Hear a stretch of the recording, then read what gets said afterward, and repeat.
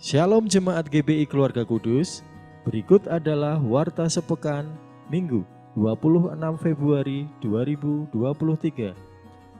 Kami menyambut kehadiran Anda yang baru pertama kali beribadah di GBI Keluarga Kudus. Kami rindu Anda tertanam dan bertumbuh dengan Injil kasih karunia Tuhan Yesus Kristus di gereja kami. Mari terhubung bersama kami dengan menghubungi pelayan Church Welcoming Team di depan gereja, atau Anda dapat terhubung dengan pelayanan online kami di Instagram @GBI Keluarga Kudus, YouTube GBI Keluarga Kudus, dan kunjungi website kami di www.gbikeluargakudus.com. Mewakili Gembala Sidang, staf penggembalaan, dan seluruh jemaat, kami mengucapkan selamat ulang tahun kepada 26 Februari, Eni Sudarti. 28 Februari, Bapak Markus Bambang Gunadi. 2 Maret, Ibu Milka Temi, Indah Pratewi. 4 Maret, Bapak Daniel Suhendro dan Ibu Yahya Suparti. Info ibadah, kami mengundang Bapak Ibu Saudara untuk bergabung di ibadah doa pagi setiap hari Selasa, Rabu, Kamis, dan Sabtu pukul 4.30 waktu Indonesia Barat di gereja. Kami mengundang pemuda dan remaja untuk bergabung di dalam ibadah Youth Arrow of God setiap hari Sabtu pukul 16.30 waktu Indonesia Barat di aula gereja. Dan kami juga mengundang adik-adik Hesed Kids untuk bergabung di dalam ibadah Hesed Kids setiap hari Minggu pukul 7 waktu Indonesia Barat di aula lantai 2. Setiap bulan, gereja kita mengulurkan tangan kasih kepada jemaat yang membutuhkan.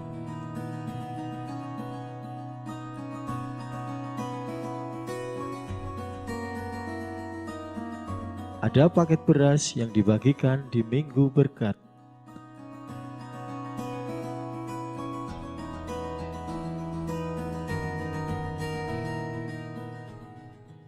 Melalui Minggu Berkat, kita menjadi berkat untuk Kota Kudus.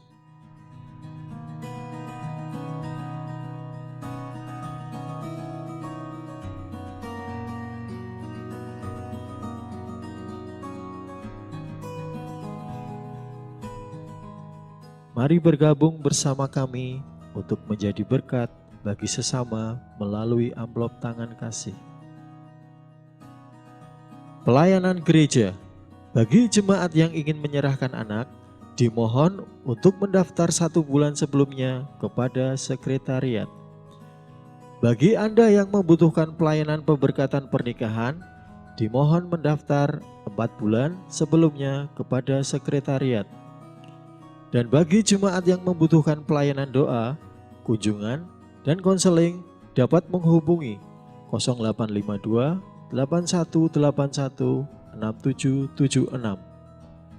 Oleh karena kasih karunia Tuhan, kita dapat menerima kuasa dan kasih-Nya yang memampukan kita dapat mengasihi Dia dengan segenap hati kita. Demikian warta Jumat untuk minggu ini. Selamat hari Minggu, selamat menikmati berkat anugerah-Nya. Tuhan Yesus memberkati. Kami membutuhkan anugerah-Mu yang khusus dan istimewa. Sehingga pagi hari ini kami sungguh-sungguh dapat mendengar suara-Mu dan kami mengalami karya kuat kuasa firman-Mu sehingga kami menjadi umat yang sungguh-sungguh mengasihi Yesus lebih di atas segala-galanya. Kami menjadi umat-umat yang mendedikasikan hidup kami bagi Yesus lebih di atas segala-galanya. Hanya lewat Roh-Mu Tuhan, hanya lewat kuat kuasa kebangkitan-Mu, Tuhan memampukan kami ada di dalamnya. Sehingga kami dapat mengasihi Tuhan dengan segenap hati, dengan segenap kekuatan, dengan segenap jiwa. Tuhan dipermuliakan, hidup kami diberkati Tuhan. Demi nama Yesus kami berdoa, haleluya, amin. Saya silakan duduk kembali, shalom. Puji Tuhan, hari ini judulnya adalah apakah kita sudah mengasihi Yesus. sebuah kalimat yang perlu menjadi perenungan, perlu membutuhkan jawaban yang pasti, apakah kita mengasihi Tuhan.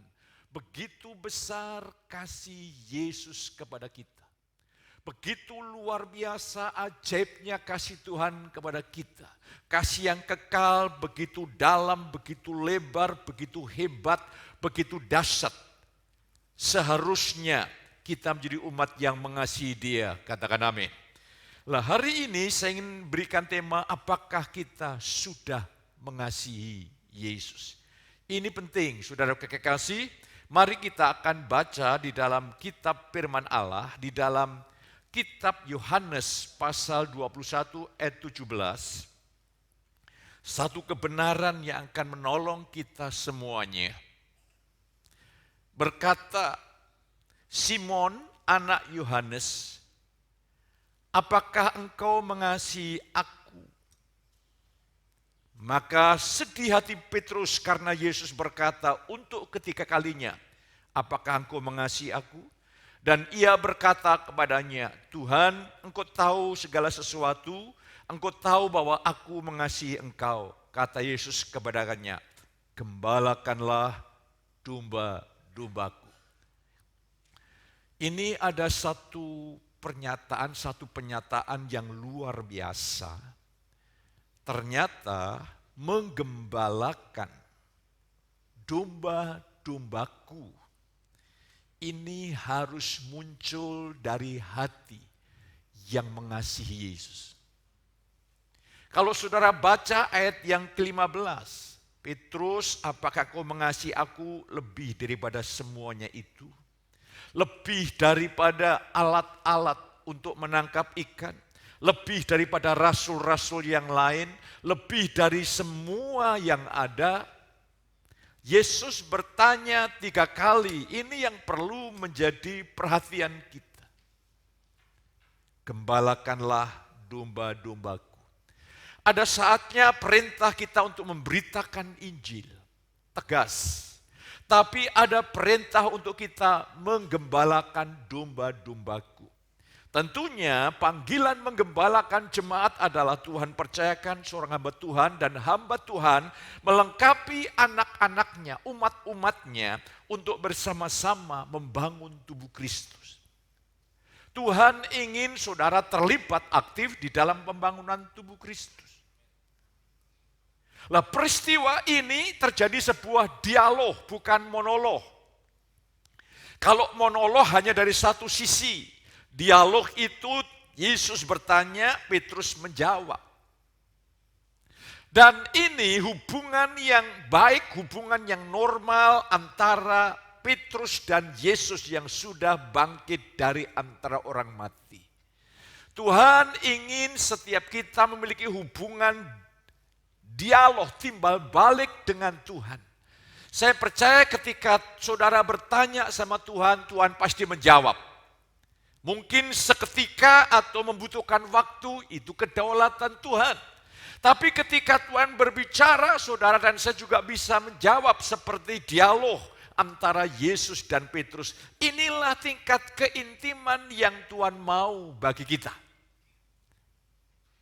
Jadi saudara sehari-hari yakin bahwa Tuhan menyertai saudara. Dulu Yesus menyertai murid-muridnya dalam wujud fisik manusia. Setelah Yesus bangkit, Yesus real seperti waktu Yesus menjadi manusia. Bisa berdialog. Dan hari ini Yesus ada bersama dengan kita sangat amat nyata. Tuhan ingin berdialog dengan kita. Tuhan ingin membangun persahabatan dengan kita supaya kita betul-betul dapat menangkap isi hatinya dan melakukan kehendaknya. Saya yakin peristiwa ini sebetulnya Yesus sedang mengajar. Baik kepada Petrus, kepada murid-muridnya, kepada kita sekalian. Kekurangan kasih Petrus kepada Yesus ditandai oleh Petrus menyangkal diri. Petrus menyangkal Yesus 3 kali. Tanda kurang kasihnya Petrus kepada Yesus ditandai ia tidak mentaati perintahnya. Tanda kurangnya kasih kita kepada Yesus ditandai segala macam bentuk ketidaktaatan. Mari kita belajar untuk menyadari hari ini. Kita sungguh-sungguh mengecek apakah kita ini sudah mengasihi Yesus atau belum. Yesus bukan seperangkat aturan yang mati. Dia pribadi yang hidup. Pribadi yang punya perasaan. Pribadi yang sering menyatakan kasihnya. Dan Tuhan membutuhkan sebuah respon. Dan saudara bisa berkata, "Ya Tuhan, aku mengasihimu." Dan kasih kita kepada Tuhan nanti ada tanda-tanda yang kita wujudkan dalam hidup kita sehari-hari. Saya ingin mengajak saudara pertanyaan yang sama yang Yesus sampaikan kepada Petrus juga Tuhan sampaikan kepada kita. Apakah engkau mengasihi aku? Mari. Apakah kita ini sungguh-sungguh menjadi umat yang mengasihi Dia? Kalau sampai kita tidak mengasihi Dia dengan segenap hati, sungguh-sungguh mengasihi Dia berarti hati kita sedang terpikat dengan sesuatu yang bukan Tuhan. Ini namanya perhambaan dan perbudakan. Semua di luar Tuhan yang coba kita kasihi melebihi Yesus itu menjadi jerat, menjadi kutuk, menjadi sumber permasalahan. Saudaraku, ini penting hari ini. Apakah saudara di dalam mengikut Tuhan sudah sekian tahun, sungguh-sungguh kasih saudara bertumbuh, berkembang di dalam kasih karunia-Nya, sehingga saudara bisa berkata dengan tegas, "Tuhan, aku mengasihi Engkau lebih dari segala-galanya." Jadi kalau saudara tidak mengasihi Yesus lebih dari segala-galanya, saudara sedang tidak mengikuti perintahnya. Saudara sedang tidak taat. Mari kita renungkan bersama-sama. Kalau kita tidak mengasihi Yesus dengan segenap kekuatan, segenap jiwa, tanda kasih kita ini sebetulnya kurang. Dan akibat kasih yang kurang ini, kita tidak mentaati perintah-perintahnya. Dan hari ini, akhir khotbah adalah Tuhan memberikan jalan keluar. Dia akan mencurahkan kasih-Nya, kekuatannya, kuasanya. Yang akan membangkitkan kita kembali dapat mengasihi Dia lebih di atas segala-galanya. Yang perlu saudara sadari, ketika kita mengasihi Yesus hanya seadanya saja, kita sedang melanggar perintah-Nya. Jadi tidak boleh penekanannya hanya satu sisi, Tuhan mengasihi kita, Tuhan mengasihi kita. Ada saatnya Tuhan bertanya kepada kita, apakah engkau mengasihi aku lebih dari segalanya? Dan Tuhan firman-Nya dengan jelas, supaya kita mengasihi Dia dengan segenap hati, dengan segenap jiwa, dengan segenap kekuatan. Mari hari ini Tuhan ingin kita menyadari keberadaan kita dulu.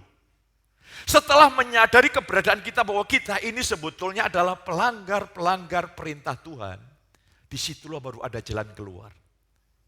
Yang paling bahaya adalah saudara tidak mengasihi Tuhan tapi cukup nyaman. Saudara tidak lagi merasa bersedih, berduka. Sebetulnya ketika saudara mendengar pertanyaan Yesus hari ini, hatimu bersedih, berduka, iya Tuhan. Ternyata aku mengasihi yang lain lebih daripada mengasihi Engkau. Pagi ini menjadi sebuah tantangan yang besar. Apakah engkau mengasihi aku? Ayat yang ke-15. lebih daripada semuanya ini. Dan pengalaman hidup sudah membuktikan kasih kita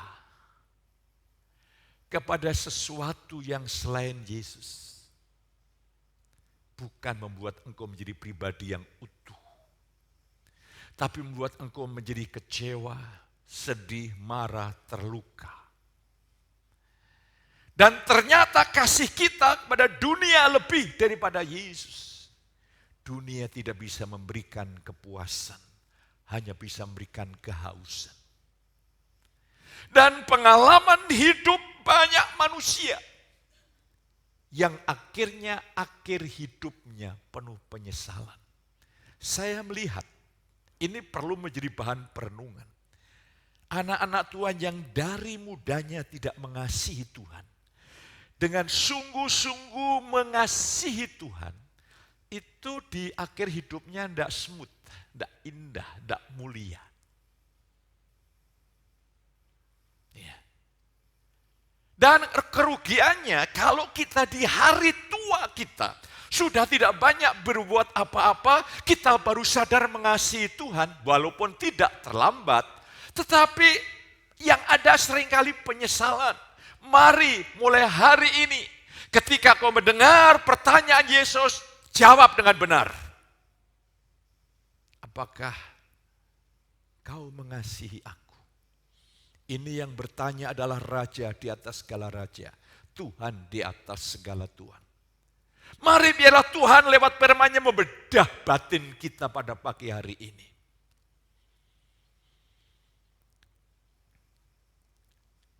Apakah Anda mengasihi Yesus sungguh-sungguh? Jangan pernah saudara merasa cukup kalau kasih saudara kepada Dia hanya sebagian. Hati saudara sudah saudara berikan kepada sesuatu yang selain Yesus. Yesus berkata kepada murid-muridnya, kalau engkau mengasihi bapakmu, ibumu, anakmu laki-laki, anakmu perempuan lebih daripada aku, engkau tidak layak mengikut aku. Dan kalau saya mengasihi istri saya lebih daripada saya mengasihi Tuhan, saya jadi korban, saya maut. Karena saya berjalan dalam kedagingan, akibatnya istri saya menjadi objek maut. Tapi kalau saya mengasihi Tuhan lebih di atas segala-galanya, saya bisa mengasihi istri saya sebagaimana Yesus mengasihi istri saya. Semua ditempatkan pada tempat dan posisi yang tepat dan benar. Kalau saudara mengasihi Yesus lebih di atas segala-galanya, saudara bisa menikmati berkat hari-hari yang Tuhan berikan. Berkat itu bukan hanya masalah finansial, waktu ini juga berkat. Pertemanan juga berkat. Tapi kalau kita mengasihi Yesus lebih di atas segala-galanya, Tuhan berikan kita anugerah untuk menikmati persahabatan, pertemanan, untuk menikmati finansial yang Tuhan berikan kepada kita tanpa hati kita terjerat di dalamnya. Tanpa hati kita terpikat, harta benda tidak mengubah sikap kita. Paulus betul hebat, dia mengasihi Yesus lebih atas segala-galanya. Aku tahu kekurangan, aku tahu kelimpahan. Kekurangan ini juga bahaya. Banyak orang Kristen yang kekurangan bisa marah dan jengkel dan menyangkal Yesus. Tapi aspek lain, banyak orang yang diberkati menjadi independen, berdiri mandiri tanpa bergantung kepada Tuhan. Bagi Paulus, karena dia mengasihi Yesus lebih di atas segala-galanya, tidak ada rahasia bagiku dalam kekurangan, dalam kelimpahan, tidak ada rahasia. Karena bagiku Yesus adalah segala-galanya. Paulus berkata, aku cakap menanggung segala sesuatu di dalam Dia memberikan kekuatan kepadaku. Walaupun Paulus mengutip itu dari filsafat Stoa, tapi dia hanya mengambil sedikit intinya, bukan globalnya. Kalau filsuf, dia mengajarkan juga manusia mengalami kepuasan, kebahagiaan hidup. Tapi dengan usaha kekuatan diri sendiri, dengan menanggalkan semua urusan manusia, dengan menanggalkan semua semua yang ada dan berusaha untuk mencari tempat yang sembunyi, tenang, dan teduh. Itu adalah sebuah ketenangan yang diusahakan dengan kekuatan daging. Tapi Paulus katakan, aku cakap menanggung segala sesuatu karena Paulus mendapatkan kecukupan dari pribadi Yesus. Dia di penjara, di luar penjara, dia selalu berkecukupan. Secara rohani selalu berlimpah. Hari ini mari, apakah saudara dan saya sungguh-sungguh mengasihi dia? Sudah sekian lama kita mengiring Tuhan.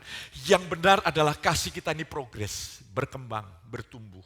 Makin mengasihi dia, makin mengasihi dia, makin mengasihi dia, makin mengasihi dia.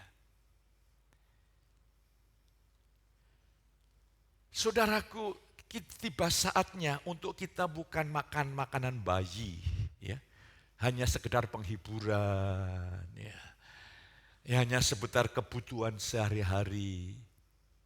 Tidak, makanan keras adalah bertalian dengan kehendak Bapa.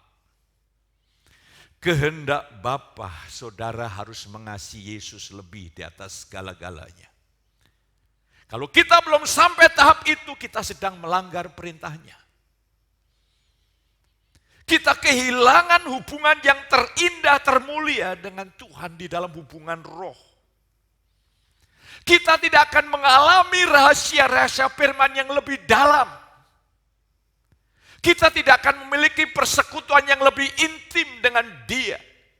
Tuhan tidak mempercayakan pengenalan pribadi dengan Dia yang bertumbuh. Kalau kita tidak berangkat dari mengasihi Dia dengan sepenuh hati. Mari saya ingin ajak saudara, ini mungkin agak makanan keras, ya. Karena memang Tuhan sudah tiba waktunya untuk kita mengalami dimensinya. Selanjutnya, ada 3 tanda kita mengasihi Dia. Mari kita cek, kita jujur. Saya berdoa supaya saudara tidak tentram, tidak damai. Kalau engkau belum mengasihi Dia sebagaimana seharusnya kita mengasihi Dia. Karena kita sedang melanggar perintah Tuhan. Sebuah tipuan rohani. Kalau kita ini tidak mengasihi Dia sebagaimana adanya. Kita merasa nyaman, damai, rasa wah diberkati, hati-hati. Hati-hati, ini pertanyaan ini datang. Karena Tuhan ingin meneguhkan kembali. Petrus akibat penyangkalannya, rasa bersalah, rasa tertuduhnya terus menghantui. Akibatnya Petrus ini karena punya jiwa leadershipnya kuat. Dia tuntun murid-muridnya yang lain ikut mancing ikan kembali. Itu saking dia punya pengaruh, sayang pengaruh yang negatif. Dan untuk mengembalikan kepercayaan dirinya di dalam anugerah Tuhan, Tuhan menjumpai dengan berdialog. Lah hari ini mari saya ingin belajar, ya. 2 hari ini Tuhan beracara cukup kuat dengan saya. Sampai saya dari pagi sampai sore di tempat duduk, ya, istirahat sebentar, saya belajar, saya berdoa, saya belajar, saya berdoa, saya belajar, saya berdoa, lebih dari hari yang sudah-sudah. Saya bilang istri saya, Tuhan sedang berperkara dengan hidup saya. Dan hari ini saya menemukan sebuah firman, terutama firman ini untuk saya, juga untuk saudara sekalian. Mari, tanda yang pertama, jikalau saudara sungguh-sungguh mengasihi Yesus adalah tanda kita mengasihi seseorang, kita senang bergaul dan berkumpul bersama dengan seseorang yang kita kasihi. Ini normal, ini masuk akal. Kalau saudara berkata, saya mengasihi seseorang, berarti saudara ingin dekat, ingin bergaul, ingin banyak ngobrol, ingin banyak waktu bersama-sama.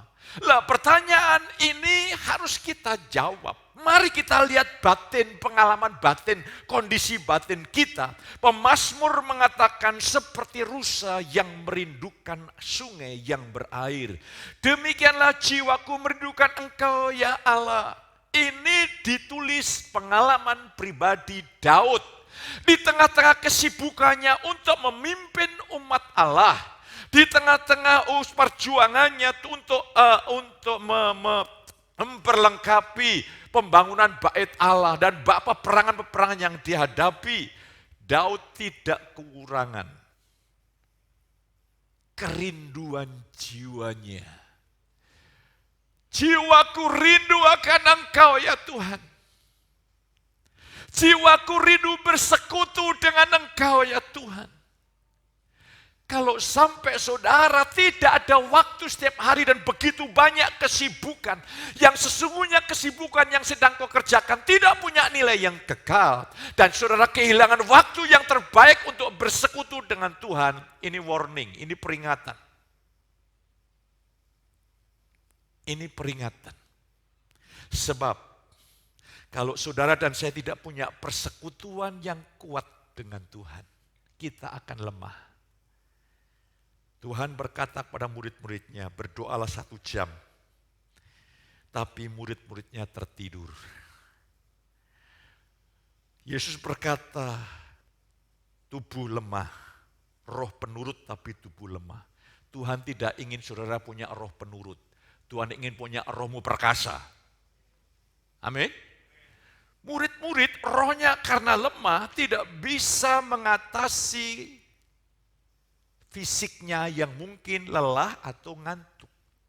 Saya kemarin coba, saudaraku, saya mengadakan percobaan. Tuhan, saya mencoba ini. Waktu saya mau belajar, ya, saya bisa pagi sampai sore itu bisa belajar cukup banyak. Waktu saya mau siang itu mau baca, rasanya males di dalam hati saya. Saya kayak tidak tahan rasanya mengantuk hebat. Saya bilang, ini saya ambil keputusan semua harus saya tundukkan. Saya mencoba, saya sedang mencoba. Saya harus tundukkan tubuh saya, harus taat. Saya mulai berperang, saya mulai berdoa, saya berperang, saya berdoa. Saya coba atasi keengganan perasaan saya untuk membelajar, keengganan tubuh saya, ingin tidur, saya coba perangi. Yang saya kagum, tidak berapa lama ngantuknya hilang. Perasaan yang enggan diganti dengan gairah. Oh, saya melihat peperangan. Ketika roh kita ini penurut dan roh kita ini lemah, saudara dan saya tidak bisa mengatasi keinginan tubuh, keinginan jiwa. Saudara menjadi korban, bukan pemenang. Hari ini persekutuan dengan Tuhan itu saudara sedang melatih roh saudara, menguatkan roh saudara. Mari kita belajar untuk menyediakan waktu yang terbaik untuk Tuhan. Banyak pelayan-pelayan Tuhan yang bersemangat melayani, tapi tidak bersemangat bersekutu dengan Tuhan. Hati-hati, kita sedang melayani dia dengan kedagingan. Itu tidak berkenan kepada dia. Harusnya persekutuan kita dengan Tuhan lebih banyak. Tapi kan Pak Petrus hamba Tuhan, saya ini sibuk. Yes, persekutuan dengan Tuhan itu ada 2. Persekutuan saudara sediakan waktu. Yang memang menyediakan waktu yang terbaik. Yang kedua, di tengah-tengah kesibukan kerja, saudara terus bisa berdialog dengan Tuhan yang ada bersama dengan saudara. Saudara tetap memiliki kesadaran bahwa aku bersama dengan Yesus. Yesus di dalam hidupku adalah kehidupanku yang baru. Saudara menikmati persekutuan. Tanpa saudara melakukan hal ini, rohmu hanyalah penurut dan lemah. Dan ketika roh kita lemah, kita gampang jatuh ke dalam pencobaan. Jatuh ke dalam berbagai jerat dunia ini. Saudara tidak memiliki keperkasaan roh yang luar biasa. Saudara ngantuk, lebih baik tidur daripada doa. Terus banyak alasan dan orang yang rohnya lemah, tahu bahwa itu melanggar perintahnya, pikirannya mulai jalan, mulai mencoba untuk membangun argumentasi, opini, alasan-alasan untuk membenarkan ketidaktaatannya. Ini bahaya. Makanya hari ini Tuhan ingin. Karena apa? Kalau roh saudara tidak kuat, engkau tidak tahan pencobaan. Kita tidak mengerti minggu depan, bulan depan, tahun depan ada pencobaan yang hebat. Mungkin. Yang melanda pribadi kita, yang melanda keluarga kita, yang melanda ekonomi kita, yang melanda pekerjaan Tuhan, semuanya bisa terjadi. Ketika punya roh yang perkasa, engkau tidak dibuat goncang.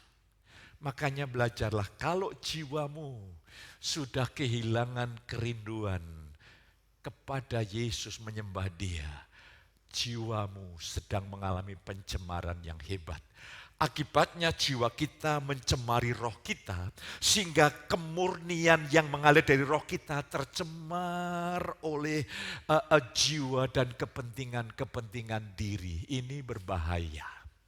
Kita bukan mengalirkan kehidupan, tapi kita mengalirkan pencemaran dan banyak orang tercemari. Tapi Tuhan ingin banyak orang teraliri oleh hidupnya Allah lewat hidup saudara. Sediakan waktu. Kita mau tanya dulu kepada diri kita, apakah jiwa kita ini merindukan?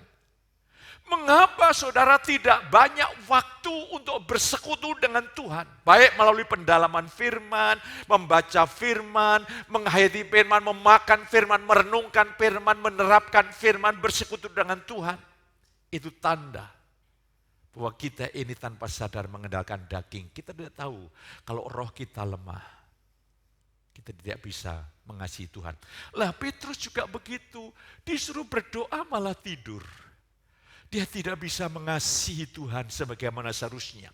Ditandai dengan dia menyangkal, dia melawan kehendak Allah. Dan menyangkal 3 kali. Padahal Petrus sebelumnya berkata apa? Tuhan, saya masuk penjara sekalipun, aku tidak akan pernah mengingkari imanku kepadamu. Mengapa Petrus mengandalkan dirinya sendiri? Hati-hati. Saudara yang mempunyai pekerjaan yang diberkati, saudara harus makin banyak berdoa. Contoh, dulu saudara sebelum punya mobil, saudara setia beribadah. Begitu punya mobil baru, banyak acara yang baru yang muncul. Ini bukan berarti setiap minggu harus ibadah, tapi pertanyaannya, sesuatu yang buat kau tidak ibadah itu urgent, sangat amat penting, atau itu hanyalah gerakan-gerakan kemanusiaan kita. Kita harus kritis di dalamnya, karena iblis sungguh-sungguh ingin menghancurkan saudara. Tapi Tuhan sungguh-sungguh memelihara hidup saudara. Tuhan berkepentingan akan memberkati hidup saudara, bekerja lewat saudara. Maka peperangan ini sungguh-sungguh terjadi. Lah hari ini, tanda saudara mengasihi Yesus. Jiwa saudara sudah dibebaskan dari segala pencemaran, ikatan dan pikatan dunia. Engkau mulai banyak menyediakan waktu. Dan saudara betul-betul menikmati persekutuan, bukan beban, tapi persekutuan. Kalau pacaran itu adalah pengenalan untuk sebelum masuk pernikahan. Kalau pacaran ketemu saja sudah membosankan, perlu dicek ulang. Ya. Perlu dicek ulang, dan lebih baik tidak diteruskan. Sebab kalau diteruskan juga penderitaannya panjang.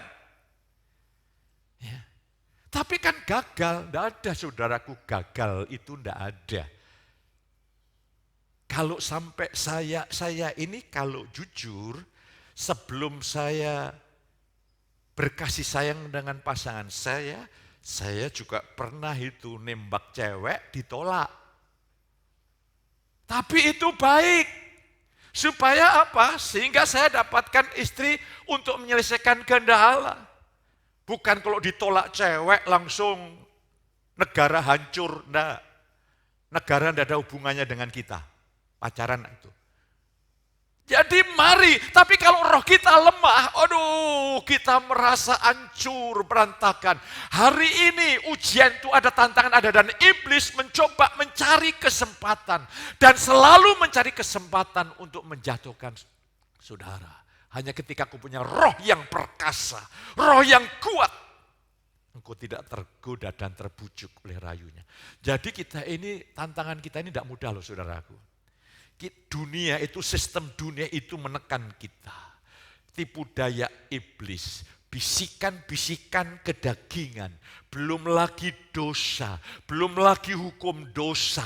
Oh, kita ini tidak mudah. Kalau saudara tidak punya roh yang perkasa, dengan ditandai mengasihi Tuhan, banyak persekutuan yang kuat dengan Tuhan, saudara disebut orang Kristen yang lemah. Yang kedua, tanda kita ini mengasihi Tuhan adalah, jikalau seseorang mengasihi, maka orang itu berusaha untuk menyenangkan orang yang dikasihi. Kalau saudara mengasihi seseorang, saudara mengasihi pasangan saudara, saudara berusaha untuk melakukan yang terbaik dan berusaha untuk tidak menyakiti hatinya. Saya ingin mengajak, Yesus berkata di dalam Yohanes pasal 14 ayat yang ke-15. Kita akan lihat sebelumnya supaya saudara bisa menangkap. Iya. Jikalau kamu mengasihi aku, kamu akan menuruti segala perintahku. Ini real, ini bukan pengalaman mistik. Ini pengalaman yang real. Ini daripada pilihan bebas kita. Kalau saya mengasihi dia, saya sekarang apa yang saya lakukan supaya saudara bisa mempraktekkan Tuhan. Tuhan, Paulus berdoa di dalam di Efesus 3 ayat 16, aku berdoa kepada Bapa supaya ia menguatkan batinmu lewat rohnya. Jadi yang terpenting dalam hidup kita ini roh kita dikuatkan. Ya. Roh kita dikuatkan. Ini sangat penting saudara kekasih. Ibadah itu tujuannya roh saudara dikuatkan, bukan pengetahuan saudara ditambah luas. Dan Tuhan berikan anugerah bahasa roh.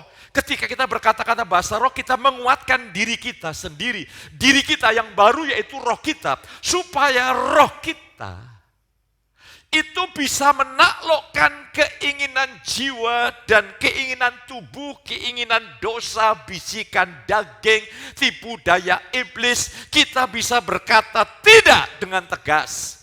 Ya kepada kehendak Tuhan. Itulah kasih karunia mendidik kita. Hari ini tanpa saudara memiliki roh yang perkasa, saudara tidak bisa taat. Tidak mampu untuk taat.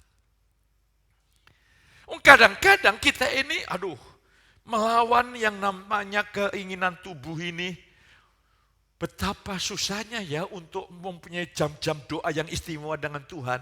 Dan kita disibukkan oleh sesuatu yang tidak bernilai kekal. Belajarlah antara Marta dan Maria. Marta sibuk, tapi Maria duduk di bawah kaki Tuhan. Yesus berkata, Maria telah mengambil yang terbaik, yang tidak akan pernah diambil daripadanya. Ini yang terbaik, yang bernilai kekal untuk kepentingan masa depannya. Makanya yang bisa melengkapi Yesus dalam mengurapi Yesus itu adalah Maria yang duduk di bawah kaki Tuhan. Hanya ketika engkau banyak bersekutu dengan Tuhan, engkau akan banyak berbuat untuk kerajaannya. Mari kita akan lihat bersama-sama. Jikalau kamu mengasihi aku, kamu akan menuruti segala perintahku. Perintah Tuhan itu apa? Mari. Tanpa sadar kita ini pelanggar-pelanggar hukum. Saya ingin mengajak saudara untuk melihat kebenaran ya saudara kekasih. Iya, saya ingin mengajak saudara untuk melihat Yohanes pasal 13. Iya, ayat yang ke-34 berkata demikian. Aku memberikan perintah baru kepada kamu, yaitu supaya kamu apa? Saling mengasihi sama seperti aku telah mengasihi kamu, demikian pula kamu harus saling mengasihi. Kasih. Kasih itu berbuat baik kepada yang dikasihi. Tuhan memberikan perintah supaya kita mengasihi sesama seperti seperti Yesus mengasihi kita. Jadi kalau saudara membenci, tidak suka sama orang lain, engkau sedang melanggar perintahnya. Apalagi pasangan suami istri tidak saling mengasihi, sedang melanggar perintahnya. Supaya apa? Kenapa firman Allah? Supaya kita sadar akan kegagalan kita. Di mana kita ini sedang melanggar perintah Tuhan. Ini bukan bicara masalah posisi dengan Tuhan. Ini bicara masalah panggilan sehari-hari untuk bertumbuh menyerupai Yesus. Maka dibutuhkan pendewasaan dan kematangan. Kasih itu ada unsur mendidik, ada unsur menegur, tapi tujuannya, goalnya adalah terbaik. Itu yang saya lakukan. Kadang-kadang kita ini tidak sadar kalau kita ini ada dalam kekeliruan. Tapi semua dilakukan adalah untuk memunculkan potensi yang ada. Padahal di dalam hidup saudara, dalam hidup saya ini ada potensi ilahi Kristus yang luar biasa. Mengapa output hidup kita ini hanya sedikit? Jangan pernah puas. Kalau engkau melakukan hal yang hanya sedikit untuk kerajaan Allah, hal yang sedikit untuk Kristus. Berapa banyak hidup saudara hanya kau fokuskan untuk kepentingan diri sendiri. Ini berarti sedang melanggar hukum, perintah Tuhan. Dan keinginan daging adalah maut. Maut itu artinya keterpisahan dalam persekutuan dengan Tuhan. Mana mungkin kita bisa intim, mana mungkin Tuhan mempercayakan dirinya dalam pengalaman pribadi, dalam hubungan batin. Kalau kita ini sudah disadarkan, sudah diterangi dengan firman dan kita tetap menjadi pelanggar firman, mana mungkin kita bisa menikmati persekutuan yang real, persekutuan hayat. Bukan pengetahuan. Persekutuan hayat yang real kita ini bisa berdialog dengan Tuhan. Kita bisa menikmati hadirat Allah waktu berdoa. Tidak mungkin bisa terjadi. Saya ingin mengajak saudara untuk melihat bersama-sama hari ini. Saya juga memacu diri saya sendiri. Saya terinspirasi Paulus di dalam 2 Korintus 5, 8-9. Aku berusaha. Manusia baru Paulus katakan, aku berusaha. Baik di dalam tubuh atau di luar tubuh, aku berkenan kepada Allah.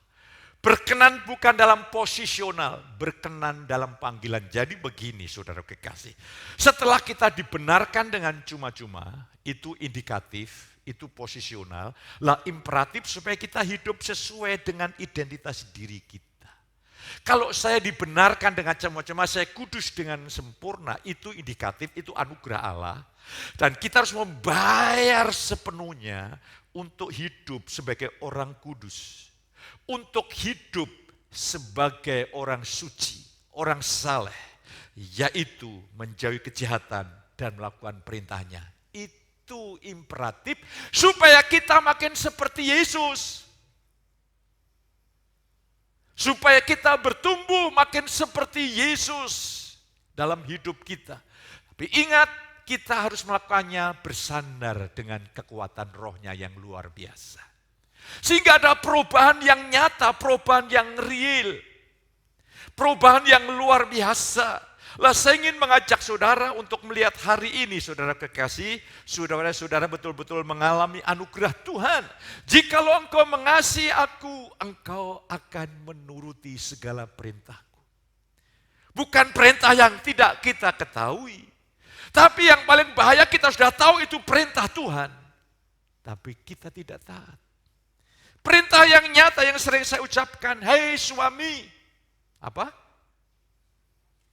Kasihilah istrimu sebagaimana Kristus mengasihi jemaat. Itu perintah.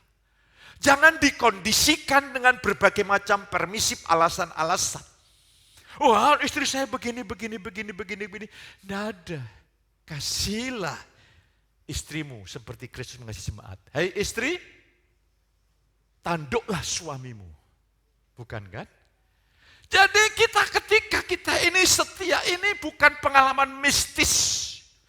Perasaan yang meluap-luap, ini adalah ketaatan real yang nyata. Kita tahu perintah Tuhan yang jelas, nyata kita lakukan. Saya sudah berkhotbah berkali-kali kembalikan perpuluhan. Apakah kau setia? Yes, puji Tuhan. Supaya Tuhan membukakan langit dan tidak banyak belalang-belalang Tuhan pelihara loh. Kalau engkau tidak bayar perpuluhan, ini kan saya tidak ngitung duit, saya juga tidak ngurusin duit. Kalau engkau tidak bayar perpuluhan, mungkin perpuluhan saudara cukup besar seandainya. Tapi kalau engkau tidak setia, lah kalau ada belalang di Israel, kalau dia hantam itu gandum, habis seharian. Lah hari ini kita belajar taat, kasih karunia itu membuat kita taat. Kasih karunia itu membuat kita mentaati perintah. Dan Tuhan berkata, Paulus kepada jemaat Efesus, berusahalah untuk mengerti kehendak Allah, ini perintah. Saudara harus belajar, mendalami khotbah, memahami isi hati perintah Tuhan. Saudara dan saya ini harus mengerti kehendak Tuhan. Kita tidak boleh bodoh secara rohani, saudara kekasih. Saudara harus betul-betul mengerti firman Allah dengan baik, ini perintah. Saya ingin mengajak saudara untuk betul-betul memahaminya, saudara kekasih. Coba saya ingin buka Efesus supaya saudara bisa menangkap hari ini. Kita akan melihat satu anugerah yang luar biasa, ya. Kitab Efesus pasal yang kelima. Pasal yang kelima ayat yang ke-17. Kita akan lihat di sini. Bab itu janganlah kamu bodoh. Tetapi apa? Usahakanlah supaya kamu. Ini perintah. Saudara harus menjadi pejuang yang gigih untuk mengerti kehendak Tuhan. Dan engkau ada di dalamnya dengan kekuatan anugerah Tuhan. Itu baru namanya anugerah bekerja dalam hidup kita. Kita tidak menyanyikan anugerah. Saudara tidak boleh santai-santai. Ingat pencobaan itu hebat loh di depan kita. Ya. Kita perlu banyak berdoa supaya Presiden Rusia dan Ukraina berdamai. Kalau itu perang berlanjut dan Rusia merasa terancam, dia berkata, dia pesan kepada salah satu orang Indonesia, bilang sama Presiden Indonesia, aku tidak akan menyerang dengan nuklir kalau tidak terancam. Lah kalau satu pak, udah saudara, dunia hancur. Ya kalau mati, kalau hanya kena radiasi nuklir, saraf kita akan hancur semuanya. Belum krisis ekonomi, belum krisis moral. Oh, sudah sangat mengerikan sekali. Tapi ketika kau punya kasih kepada Tuhan, Romo perkasa, engkau bisa melewati semuanya dengan tetap mengabdi kepada Dia.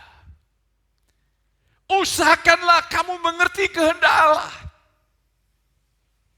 Hari ini saya ingin mengajak saudara betul-betul untuk melihat anugerah Tuhan yang luar biasa. Selanjutnya apa dikatakan di dalam firman-Nya? Supaya saudara bisa mengerti. Tanda yang ketiga, orang yang mengasihi Yesus. Orang itu ingin menyatu dengan Dia. Orang ingin menyatu dengan Dia. Mari kita akan baca di dalam kitab Filipi. Kita akan Filipi bersama-sama, kita akan lihat. Filipi pasal yang ketiga, ayat yang ke-10. Paulus berkata, ini di akhir pelayanan Paulus. Dari penjara. Yang ku kehendaki ialah mengenal engkau, ginosko. Aku mengenal engkau dalam pengalaman dan Tuhan mengenal aku lewat pengalaman. Terjadi dialog antara Paulus dan Yesus, memiliki keintiman, keakraban, menyatu. Sehingga Paulus berkata, yang ku kehendaki adalah mengenal intim akrab dengan Dia. Lebih di atas segalanya, baru Paulus bisa menikmati kuasa kebangkitannya dan persekutuan dalam penderitaannya, di mana aku menjadi serupa dengan dia dalam kematiannya. Artinya adalah dalam persekutuan dengan Tuhan yang intim akrab itu, Paulus bisa mengalami kekuatannya, kebangkitan kekuatannya itu membuat Paulus memposisikan dirinya adalah menderita dalam penderitaan dengan kematiannya, persekutuan dalam kematiannya. Artinya lewat kematian Yesus, saudara saya telah mati bagi dosa. Artinya kita mendapatkan kekuatan dari persekutuan kita dengan Tuhan. Kita mendapatkan kekuatan supranatural untuk tidak lagi mengikuti keinginan dosa. Tidak lagi mengikuti saran daging. Tidak lagi mengikuti keinginan dunia. Tidak lagi mengikuti tipu daya dosa. Tipu daya iblis. Ini panggilan yang real, saudara. Ini panggilan yang nyata. Jadi saudaraku rindu untuk menyatu dalam persekutuan. Saudara menikmati kekuatannya, ya. Saudara menikmati anugerah Tuhan. Coba saya ingin ajak saudara lihat firman kembali Yohanes pasal yang ke-6 supaya saudara mengerti dasarnya. Yohanes pasal yang ke-6 ayat 57 berkata seperti ini. Sama seperti Bapa yang hidup mengutus aku dan aku hidup oleh Bapa. Bagaimana Yesus hidup oleh Bapa? Yesus digerakkan oleh roh Bapaknya.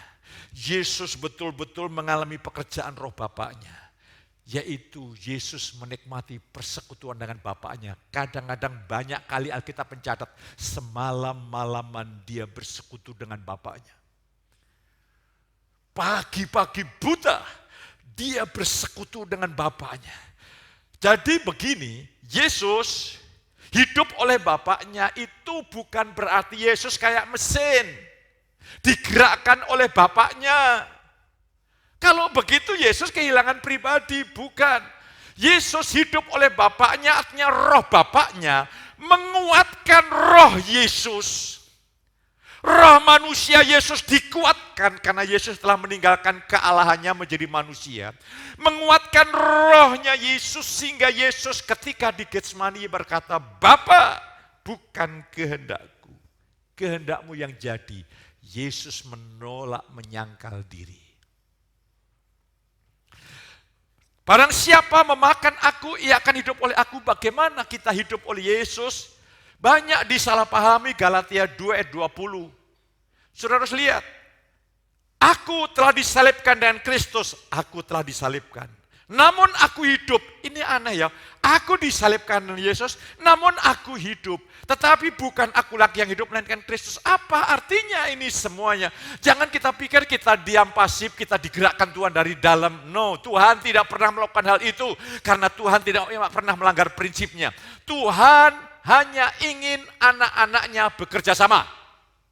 Tuhan tidak ingin kita pasif. Dulu saya punya dukun, saudara saya sendiri, dia adalah memanggil roh. Dan dia ketika ambil roh, dia mulai mengosongkan diri, menenangkan diri, mengosongkan diri. Dia langsung begitu, langsung dia berbicara dengan bahasa yang berbeda. Roh iblis mulai masuk dalam hidupnya. Ya saya waktu itu tidak tahu kalau itu roh iblis. Mulai berbicara kepadanya, intonasi suaranya berbeda. Dia mengerti banyak perkara, saya tanya, mengerti banyak perkara. Lah syarat iblis masuk bekerja adalah ketika orang itu pasif. Tuhan tidak ingin saudara pasif kayak mesin, biar digerakkan Tuhan. Tuhan, kita hidup oleh Kristus, kita makan Kristus dalam persekutuan pribadi dengan Dia. Kita menikmati kekuatannya, kita menikmati passionnya, kita menikmati gairahnya, dan Tuhan hanya menguatkan roh kita. Tuhan hanya bekerja di roh dan di intuisi kita. Setelah roh kita dikuatkan, baru manusia itu, si Petrus yang baru ini, mengambil pilihan untuk taat kepada Bapa seperti doa Yesus. Bapa kalau boleh lalukan cawan ini daripada aku. Tapi bukan kehendakku tapi kehendakmu. Inilah kasih karunia. Jadi Tuhan tidak ingin pasif, berusahalah untuk mengerti kehendak Allah. Ada pilihan-pilihan yang kita ambil, yang harus kita lakukan.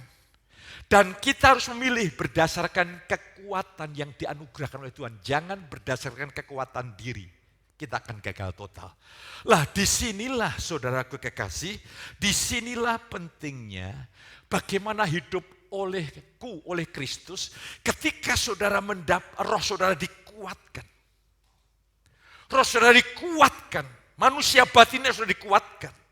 Maka saudara berdaulat penuh atas jiwa dan tubuh. Paulus itu loh hebat. Dia berkata, aku berdoa bahasa roh lebih daripada mereka semua. Tidak heran berkata, aku menawan segala pikiran dan menaklukkannya kepada Kristus. Aku melatih tubuhku sedemikian rupa. Paulus tidak mau didikte oleh kepentingan tubuhnya. Paulus tidak mau didikte oleh angan-angan yang tidak datang dari intuisinya. Dan Paulus berkemenangan. Dia menjadi orang yang progresif, orang yang maju, orang yang memiliki ketetapan. Aku rela untuk kehilangan nyawa. Ini sebuah komitmen pribadi. Paulus, ya, yang buat komitmen bukan Tuhan, Paulus. Aku rela kehilangan nyawa, tapi kekuatan untuk itu anugerah di mana roh Tuhan menguatkan Paulus. Ini penting. Sekarang Tuhan ingin saudara dan saya makan makanan dewasa. Bukan hanya bagaimana dipelihara Tuhan. Percayalah Tuhan pasti pelihara saudara. Saya yakin Tuhan pasti pelihara saudara. Apalagi kalau engkau berkata seperti Mazmur Daud. Dia berkata begini, aku suka melakukan kehendak-Mu ya Allahku. Taurat-Mu ada di dalam batinku. Itu artinya bagi dalam perjanjian baru, aku suka melakukan kehendak-Mu ya Bapa. Karena Engkau membuat aku suka dengan kehendak-Mu. Dan ketika saudara, pilihan tetap di tangan saudara. Aku suka melakukan kehendak-Mu. Itu ada di dalam roh kita yang dalam. Tapi dibungkus oleh jiwa yang syarat dengan keinginan duniawi. Ada dalam peperangan. Kalau roh kita lemah, maka roh kita takluk kepada keinginan jiwa yang duniawi. Tapi kalau roh kita kuat, kita menaklukkan jiwa. Dan berkata, Bapa, aku suka melakukan kehendak-Mu. Karena Engkau yang membuat aku mengasihi kehendak-Mu, suka akan kehendak-Mu. Dan roh Tuhan akan meneguhkan, yes, dia akan berikan kekuatan supranatural. Hari ini baru kita clear, mengasihi Tuhan itu seperti itu jawabannya. Jadi kekristenan kita selama ini perlu kita mengalami perombakan yang luar biasa. Ya, kita harus aktif. Kita harus berusaha mengerti kehendak Allah. Kau harus berdoa. Engkau harus menyediakan waktu. Karena kalau tidak, ingat kita bukan robot. Jadi bukan Tuhan mengasihi lewat kita kayak robot, bukan. Tuhan menguatkan roh kita. Kita sendiri yang bersumber daripada roh Allah itu dari dalam mengasihi orang lain. Itu pilihan kita, itu ketetapan kita yang bersumber dari kekuatan. Dan kekuatan kita peroleh ketika kita makan firman-Nya, makan Yesus, menikmati persekutuan. Roh kita dikuatkan, roh kita dipulihkan. Saya jamin ini kekristenan yang membuat iblis tidak lagi berkuasa. Belum lagi saudaraku, belum lagi. Makanya saya ingin saudara harus berusaha mengerti kehendak Allah. Di gereja ini kami sedang melakukan CG, ya, care group. Jadi care group bukan eksklusif, care group nanti untuk semua. Lah, langkah awal ini akan menetapkan leader-leader untuk punya anak-anak rohani. Setelah mereka memiliki gaya hidup care group, di sana saya banyak melihat kesaksian yang luar biasa. Supaya jemaat tahu kehendak Allah. Supaya jemaat rohnya kuat. Supaya jemaat punya pilihan yang kuat. Ketetapan hati yang kuat. Ya, saya membaca Gerhard Tersteegen. Dia rohnya dikuatkan Tuhan, dia berkata, Tuhan, lebih baik aku harus meneteskan darah daripada dengan sengaja aku melawan perintahmu. Bayangkan, sosok hidup ini, memang dia bukan hamba Tuhan yang terkenal hebat di seluruh dunia. Tapi kesaksian hidupnya, toh dimunculkan Tuhan dan banyak orang terinspirasi. Hari ini, rindukan, saya ulangi lagi, Josh Muller. Kesukaannya yang pertama adalah baca firman. Yang kedua, aku tidak ingin dengan sengaja melawan firman-Mu. Di usia 113 atau 120, 10, dalam keadaan dia tidak ada penyakit. Dia sehat sampai akhir hidupnya. Dan kematiannya ketika dia masuk di ruang doa, keluarganya kalau melihat kok tidak keluar-keluar. Di ruang doa dia berjumpa dengan Tuhan dan diangkat oleh Tuhan. Oh, saya melihat banyak kesaksian-kesaksian orang yang mengasihi Tuhan lebih di atas segala-galanya. Tapi mata saya melihat orang-orang Kristen yang dari mudanya tidak mengasihi Tuhan, yang hanya semuanya sendiri, dia tidak bisa mengakhiri hidup yang terbaik. Kalau saudara ingin mengakhiri hidup yang terbaik, mulai hari ini kasihi Tuhan. Lebih di atas segala-galanya. Supaya saudara betul-betul sehat secara rohani. Dan yang terakhir, setelah saudara mulai sadar hari ini, ternyata dalam satu prinsip hukum kasih, perintah kasih, kita ini banyak melanggar ternyata. Lah terus bagaimana Pak? Lah ini jalan keluarnya saudaraku. Hari ini saudara harus menyadari saudara sedang melanggar perintahnya. Tidak seperti yang Tuhan kehendaki. Kita harus sadar dan minta ampun bertobat. Setelah saudara sadar minta ampun bertobat, hari ini terimalah anugerahnya. Terimalah kuasa kasihnya. Bekerja kuat di dalam hidup saudara. Dan sejak hari ini memampukan saudara untuk mengasihi lebih di atas segala-galanya. Tapi kita tidak mungkin datang kepada Tuhan kalau kita tidak tahu kebutuhan kita. Kebutuhan kita adalah kekuatan yang baru, segar, dan yang hidup. Yang buat kita tidak dikalahkan oleh lingkungan, oleh situasi, oleh keadaan yang ada. Dan kita bisa bangkit mengasihi Dia. Saya yakin mulai hari ini Tuhan bawa engkau naik. Katakan amin. Tuhan akan wahyukan dirinya, dia percayakan pengenalan akan dia. Dan ketika kita berbuat dosa, intuisi kita mulai resah. Ketika kita melanggar prinsip kasih, intuisi kita mulai resah. Banyak orang Kristen menggosipkan orang lain tanpa rasa bersalah. Betapa gelapnya batinnya saudaraku. Intuisinya tidak berfungsi. Ketika rohmu kuat, roh kita ini fungsinya adalah intuisi. Kita mengalami perasaan langsung.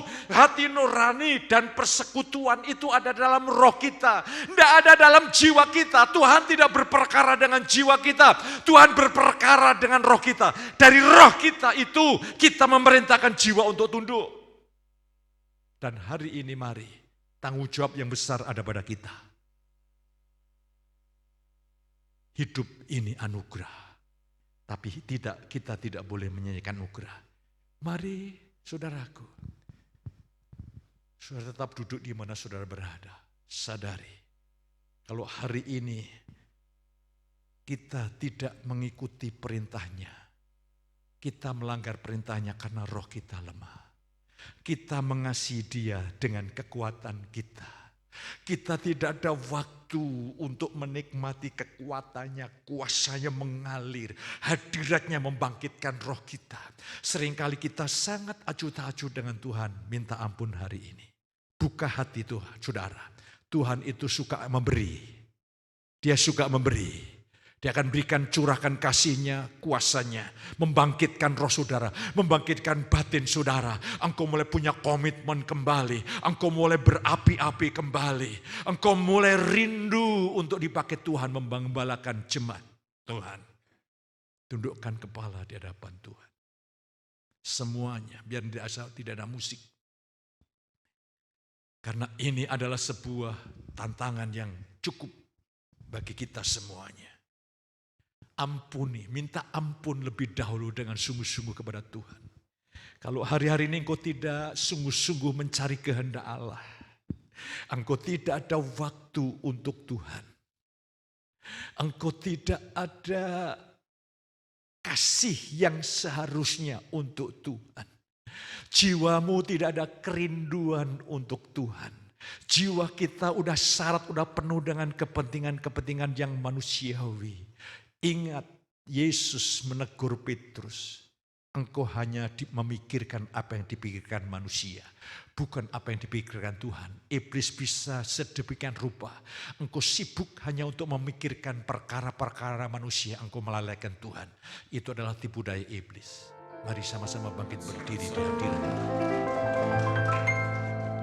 Kami bersyukur Bapa, Roh-Mu terus menguatkan batinnya, manusia rohaniah seluruh jemaat-Mu, sehingga setiap saat mereka bisa menolak pencobaan, melawan tipu daya iblis, melawan godaan kedagingan, dan mengalami kemenangan demi kemenangan. Apa yang dulu tidak sanggup kami lakukan, bersama dengan Tuhan kami melakukan perkara-perkara yang besar. Bersama dengan Tuhan kami disanggupkannya. Itulah sebabnya angkat tangan saudara. Mulai hari ini Tuhan buat engkau terus naik. Mulai hari ini berkat Tuhan turun atas saudara. Mulai hari ini apa yang kau jamah diberkati dilipat kali gandakan Tuhan. Pulanglah dengan penuh sukacita di dalam berkat Bapa, kasih Yesus Kristus, oleh perturunan yang kudus menyertai saudara ini pagi sampai selama-lamanya. Yang diberkati katakan sama saya. Kasih Tuhan tak berkesudahan, tak habis-habisnya rahmat-Nya, selalu baru setiap pagi, baru setiap pagi, besar setia.